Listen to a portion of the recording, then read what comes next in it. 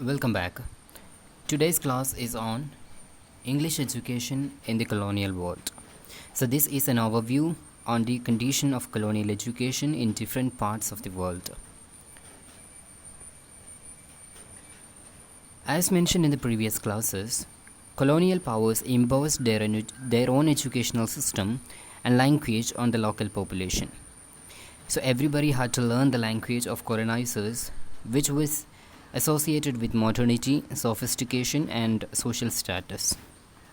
So, in almost all the colonies, the language of the colonial power was used as a language of administration. For this reason, the educational system needed to produce people who knew the language well. So the colonial masters, they shaped and guided the educational policy of colonized countries, and the educational institutions promoted the need of the colonizer and ignored the aspiration of the colonized. Colonial policies differed from one colonial power to another. These differences were related to the economic, social, and ideological changes in the master's power and the colonized nations. So the British in India started English education, and special institutions were started for the sons of chiefs and the princes and the sons of money lenders and traders. Among the colonial powers, the Catholic countries of Britain and the Netherlands, or the so called Dutch, had a planned education policy from the beginning onwards. But the English East India Company did not permit the Christian missionaries to enter India for the first 200 years. Conversion to Christianity was one of the important motifs of the Catholic expansion, and this required education of the people. For this purpose, they started several educational institutions in different parts with the help of the government and a group of monks. So this method of education led to the beginning of printing press. So Philippines was the first among the earliest to get the European education by the Spanish. According to the policy of Spanish government in 1863, education should be free for all the children and compulsory for those between 7 to 13.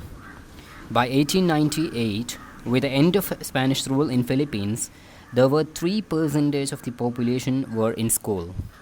So when America took over the Philippines from Spain in 1898, they proclaimed their aim was to prepare Philippines a self-government.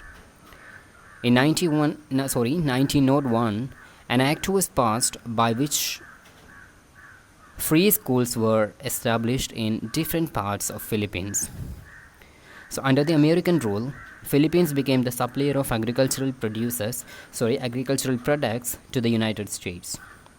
After 1920s, the vocational schools movement was encouraged, and high school curriculum contained almost 20% of vocational subjects. And also, industrial and craft schools encouraged. French established an extensive school system in Vietnam. The major reason why the French had introduced Western education in Vietnam was the teachers in indigenous schools had played an important role in organizing the anti-French resistance. Many teachers, they resigned from their job and organized resistance against the foreign rule. So these teachers and schools were regarded as dangerous to the colonial rule.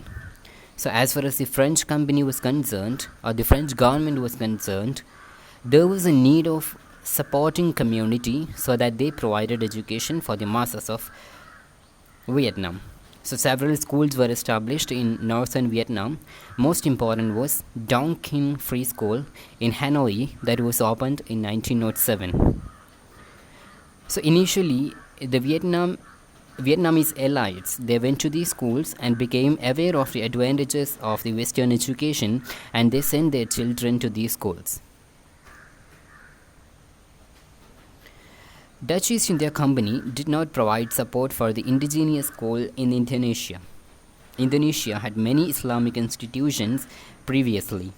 They started a public school, the Dutch community or the Dutch East India Company started a public school in Indonesia in 1849 and a teacher training college in 1852. Department of Education was set up in 1867 and the number of education institutions increased very rapidly. University education was introduced in Indonesia as very late. Motive that determined the type of education that was introduced in different parts of, the different colonies. In India, higher education was emphasized, but this was not so in the case of Philippines or Vietnam or Indonesia or Malaysia. In many South African colonies or the African colonies and in Southeast Asia, the Britain discouraged the higher education. For example, the first university that established in southern Rhodesia or present Zimbabwe only in 1955. From the late 19th century onwards, the British colonial education in Africa was largely carried out by the missionaries at mission schools.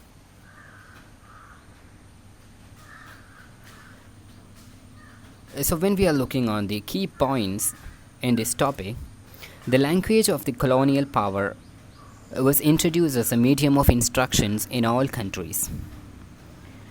Everywhere, the foreign medium schools and colleges and universities were located in the cities. So only the elite community can get the basic education or the better education. But however, these education policies made more political changes which led to the transfer of power in many countries, includes the African countries. So I didn't mention India in this class. So colonial education in India will be explained in the next class. It's a very wide area that will be explained in the next class. Thank you.